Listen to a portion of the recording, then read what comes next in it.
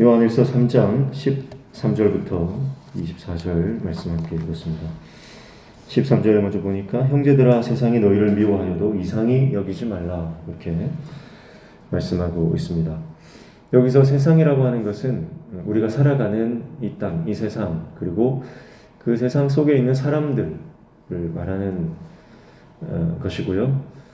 그리고 더 나아가서 영적으로 하나님의 그 세계를, 하나님의 나라를 방해하는 그 어둠의 세력들, 그런 것들을 가르친다고 볼 수 있습니다. 여기에서는 어떤 그 어둠의 세력을 지칭한다 이렇게 볼 수 있겠어요. 결국은 사람들이나 이 세상이 우리를 미워한다고 해도 그것은 본질적으로 사람이 미워하는 것이 아니고 그냥 악한 어둠의 영들이 우리를 미워하고 우리를 공격하는 것이다. 그렇게 보면 되겠습니다. 어둠은 빛을 알지 못한다 그랬죠. 그래서 어둠에 거하는 자들은 빛에 거하는 자들을 알지도 못하고 이해하지도 못하는 것입니다. 그런데 더 나아가서 알지 못하는 정도에서 그치는 것이 아니라 그들을 미워하고 증오한다는 거죠. 자, 이것은 바로 아벨의 입장입니다. 앞서서 가인의 말을 했고요. 그리고 그 가인에게서 죽임을 당한 그 아벨의 입장에서 지금 그 세상을 보고 있는 것이죠. 그러니까 아벨은 의인이지만 형으로부터 죽임을 당합니다. 그래서 형으로부터 미움을 당했고요. 결국은 그 미움이 커져서 죽음으로 살인죄로 그렇게 가는 것을 볼 수가 있습니다. 그래서 세상은 하나님의 사람들, 빛에 거하는 사람들을 미워하고 증오하고 질투합니다. 그리고 결국은 그를 핍박하고 죽이게 되는 것이죠. 그래서 이상히 여기지 말라는 거예요. 왜 이상히 여기지 말라는 겁니까? 이미 이런 일들이 있었고 지금까지 있어 왔고 앞으로도 있을 것이다. 이게 이제 악한 영들의 실체다라는 거예요. 그것을 알고 이상하게 여기지 말라 그렇게 말씀하는 거죠. 우리가 이 세상에서 주님의 뜻대로 살려면요, 세상의 핍박과 미움과 증오를 받을 수밖에 없다는 겁니다. 그 이상한 일이 아니라는 거예요. 그래서 영적으로 잘 대비하고 세상 가운데서 우리가 주의 복음을 위해서 살 때에 닥치는 모든 환난과 핍박들, 이것은 너무나 당연한 것이다. 우리가 그것을 기억하며 살아가야 할 것입니다. 14절에 우리는 형제를 사랑함으로 사망에서 옮겨 생명으로 들어간 줄 알거니와 사랑하지 아니하는 자는 사망에 머물러 있느니라 이렇게 말하죠. 자, 형제를 사랑함으로 생명에 들어갔다. 결국은 우리가 빛 가운데 거하는 것, 하나님 안에 거하는 것, 우리의 소속이 바뀌고 우리의 신분이 바뀌었다 그랬는데요. 그 신분이 바뀌는 것이 어디에서 드러납니까? 단지 내가 예수 믿는다, 내가 하나님 잘 믿는다 말로만 증명되는 것이 아니라 우리의 삶을 통해서, 그것은 특별히 하나님을 사랑하고 형제를 사랑하는 십자가의 삶을 살아갈 때에 우리의 소속, 우리의 신분이 증명된다라고 하는 것이죠. 그래서 형제 사랑함으로 사망에서 옮겨 생명으로 들어간 줄을 안다라고 말씀하는 겁니다. 15절에 그 형제를 미워하는 자마다 살인하는 자니 살인하는 자마다 영생이 그 속에 거하지 아니하는 것을 너희가 아는 바라. 그러죠. 결국 미움이 살인하는 자가 된다 이렇게 말합니다. 형제를 미워하는 자마다 살인하는 자다. 미워하는 그 자체가 결국은 살인하는 것으로, 형제를 죽이는 것으로 확장된다는 말씀이죠. 예수님도 그런 말씀하셨죠. 형제를 미워하는 자는 이미 살인한 자다. 여자를 보고 음욕을 품은 자는 이미 가늠한 자다. 왜 그렇습니까? 미움과 또 음욕과 우리 안에 있는 부정적인 감정들을 그대로 놔두고 방치하게 되면 그것이 확장되고 이게 증식됩니다. 증폭이 되죠. 그래서 그것이 결국은 살인으로 그렇게 전개되는 것을 볼 수가 있습니다. 그러니까 미움의 끝은 살인입니다. 미움은 시작일 뿐이죠. 그래서 이 미워하는 감정들을 가만히 방치하면요, 이 감정들이 이 극단까지 가는 것입니다. 그래서 가인의 예를 드는 거예요. 가인은 동생을 질투한 나머지 그를 죽이게 된 것입니다. 여러분, 우리 안에 있는 이러한 부정적인 감정들, 사람을 향한 질투나 미움이나 이런 증오의 감정들을 방치하지 마십시오. 그대로 놔두면요, 그것이 결국은 나를 삼켜버립니다. 그래서 우리 안에 성령님께서 내주하시고 성령께서 우리의 감정과 우리의 삶을 다스려 주셔야 됩니다. 성령이 다스리지 않고 내 감정이 나를 사로잡기 시작하면 걷잡을 수 없이 그 감정들이 나를 완전히 잠식해 버리는 것이죠. 그래서 뭐 이런 얘기가 있지 않습니까? 우리 안에 두 마리의 늑대가 있는데 한 마리는 좋은 늑대고 한 마리는 나쁜 늑대라는 거예요. 시간이 지나서 누가 더 힘이 세냐? 내가 먹이를 준 늑대가 힘이 세다는 거죠. 우리 안에 육신의 소욕이 있고 성경의 소욕이 있습니다.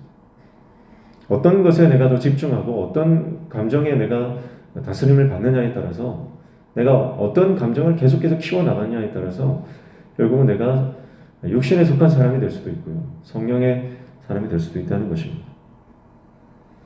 16절에 보니까 그가 우리를 위하여 목숨을 버리셨으니 우리가 이로써 사랑을 알고 우리도 형제들을 위하여 목숨을 버리는 것이 마땅하니라, 그렇게 말씀하죠.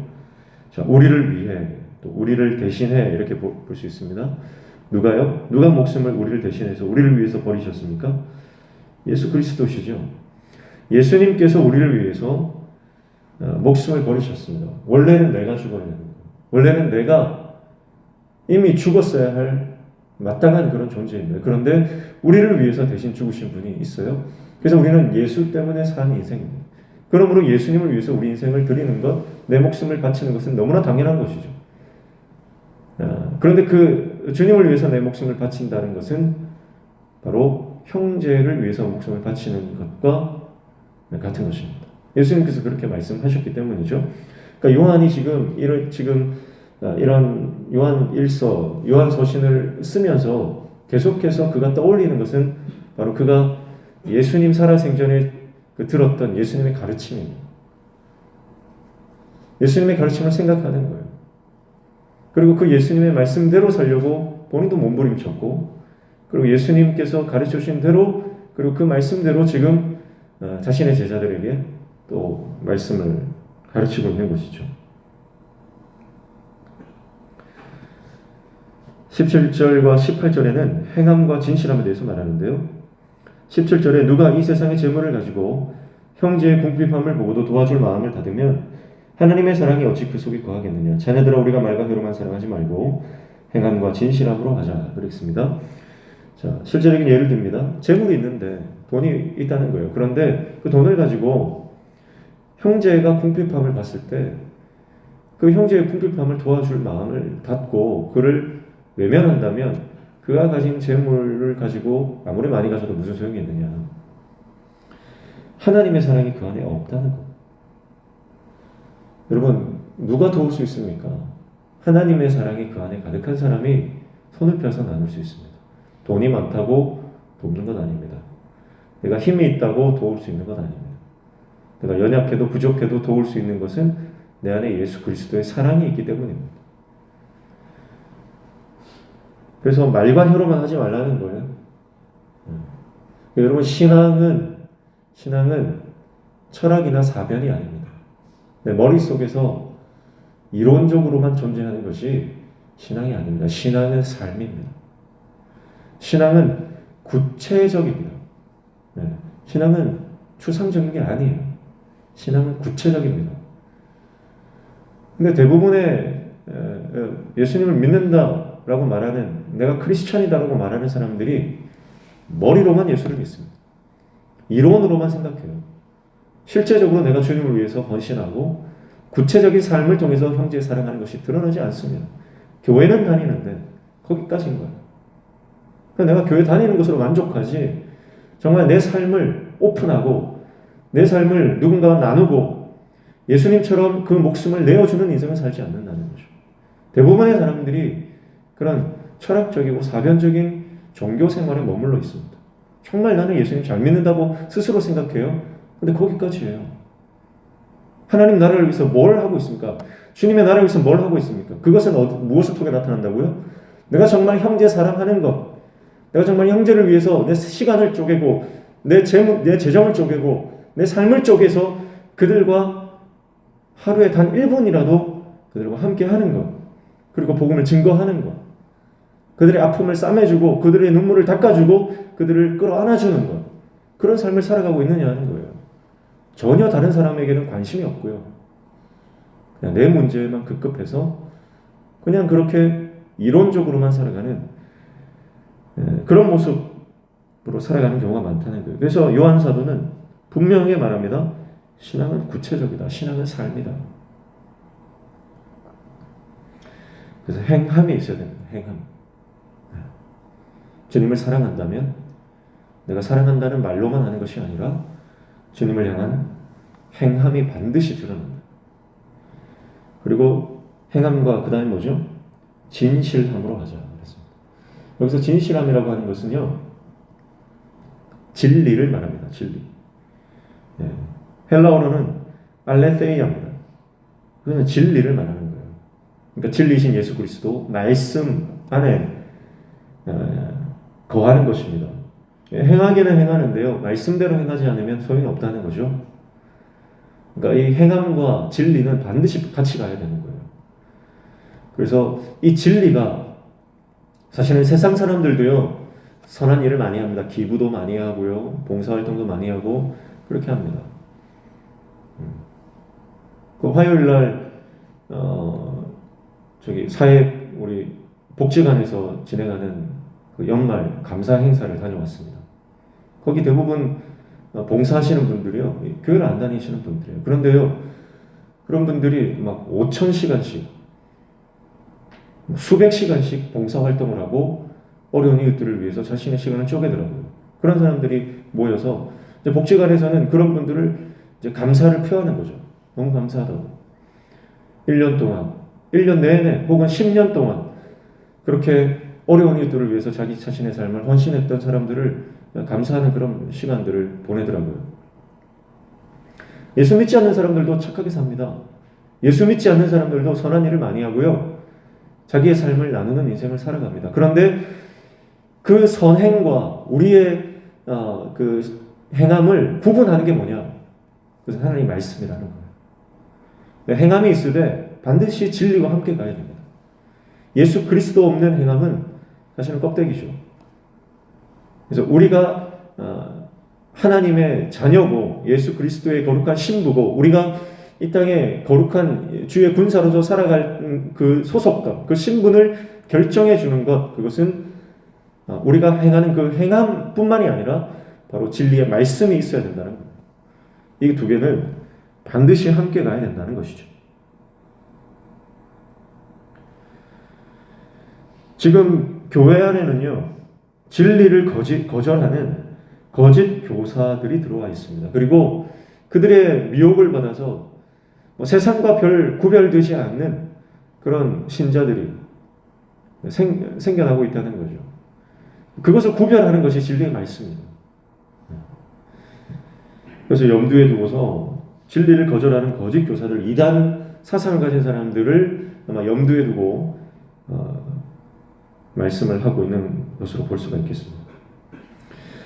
19절에 보면 이로써 우리가 진리에 속한 줄 알고 또 우리 마음을 주 앞에서 굳세게 하리니, 그렇게 말합니다. 이로써 라고 했죠. 무슨 말입니까? 18절 말씀을 받는 거예요. 그러니까 우리가 말강해로만 사랑하지 않고 행함과 진리로서 우리가 이 땅을 살아갈 때에 그 삶을 통해서 이로써 우리가 진리에 속한 줄을 안다는 것. 그래서 행함과 진리로 살아가는 사람들은 주님께 속한 그 신분이 증명된다. 그리고 우리 마음을 주 앞에서 굳세게 하리니, 그렇게 씁니다. 그러니까 우리 마음이 흔들리지 않는 근거는 하나님의 말씀, 진리입니다.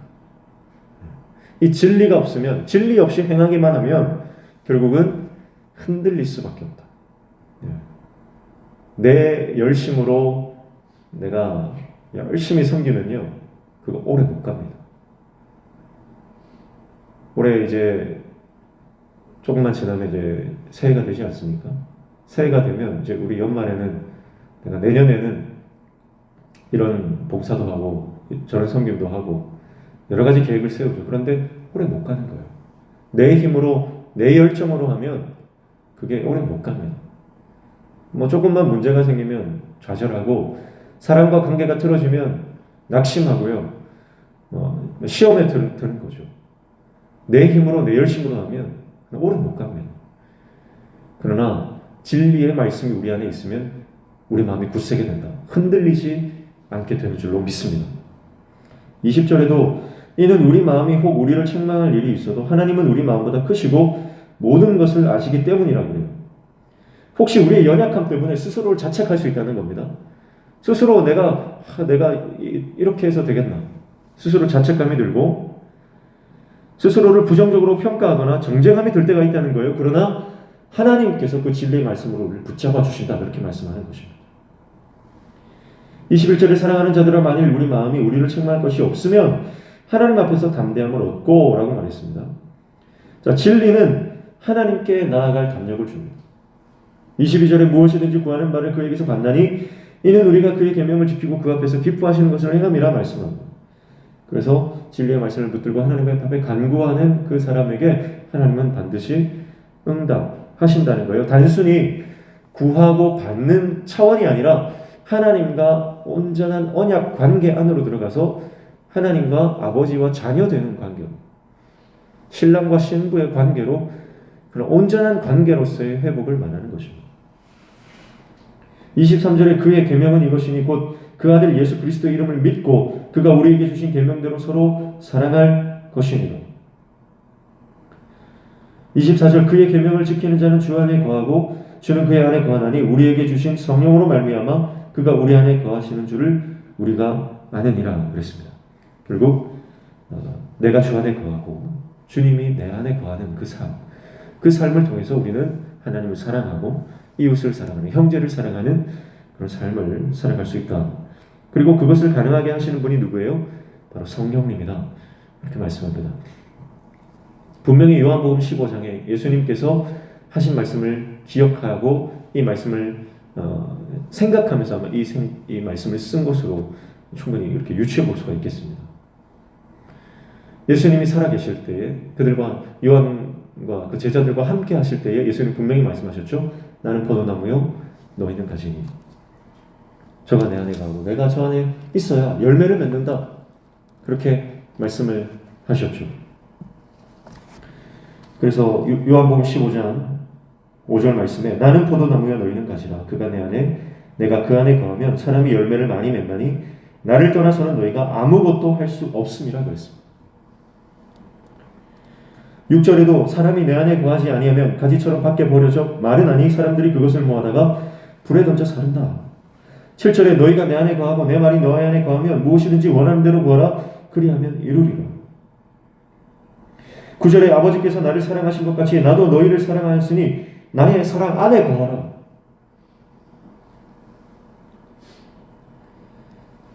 12절에 내 계명은 곧 내가 너희를 사랑한 것 같이 너희도 서로 사랑하는 이것이라. 사람이 친구를 위하여 자기 목숨을 버리면 이보다 더 큰 사랑이 없나니. 15절 이제부터는 너희를 종이라 하지 아니하리니 종은 주인이 하는 것을 알지 못함이라. 너희를 친구라 하였노니 내가 아버지께 들은 것을 다 너희에게 알게 하였습니다. 18절에 세상이 너희를 미워하면 너희보다 먼저 나를 미워한 줄 알라. 그러니까 지금 요한 1서 3장 오늘 본문의 말씀을 읽으면요, 요한복음 15장의 말씀과 굉장히 흡사하다는 것을 알 수 있어요. 배운 대로 요한이 가르치는 겁니다. 여러분, 그러니까 주님 안에 거한다는 말이 무슨 말이에요? 주님의 말씀 안에 거한다는 말이죠. 요한은 생전에 예수님께 들었던 그 정말 보석 같은 가르침, 예수님께서 하셨던 그 진리의 말씀들, 그것을 잊지 않고 마음에 품고 그 말씀 붙잡고 살아갔습니다. 그리고 그 말씀이 결국은 자기의 언어로 다시 승화되어서 자기가 세운 교회, 자기가 가르치는 그 자신의 제자들에게 그 예수님의 가르침을 자신의 언어로 다시 말씀하고 있는 것을 보게 되는 것이죠. 주님 안에 거하는 것, 그것은 우리가 말씀을 붙드는 삶입니다. 예수님의 말씀, 그 안에 온전히 거했던 요한처럼. 그래서 그 말씀을 지금 요한 1서에서 그대로 다시 가르치고 있는 이 모습을 보면서 저와 여러분도 하나님의 말씀으로 충만한 말씀의 사람 되시기를 축복합니다. 그리고 그 말씀이 우리 삶 가운데 구체적이고 그리고 우리 삶의 온전한 행함으로 드러나서 하나님을 사랑하는 것이 형제 사랑함으로 그렇게 나타날 수 있는 하나님의 사람 다 되시기를 주님의 이름으로 축복합니다. 기도하겠습니다. 하나님 아버지, 우리가 주님을 위해서 살아갈 때에 세상으로부터 핍박받고 미움을 당하고 때로는 순교하는 것, 그것이 이상한 일이 아님을 기억하며 우리 인생 가운데 끝까지 주님 말씀 안에 거하며 그 말씀을 우리 삶의 행함으로 나타낼 수 있는 말씀의 사람, 또 행함의 사람 되게 도와 주시옵소서.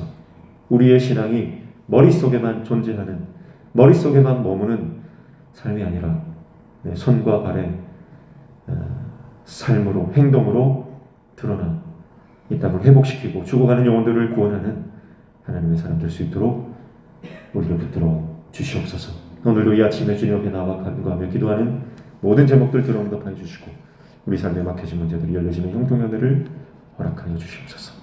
예수님의 이름으로 기도하옵나이다. 아멘.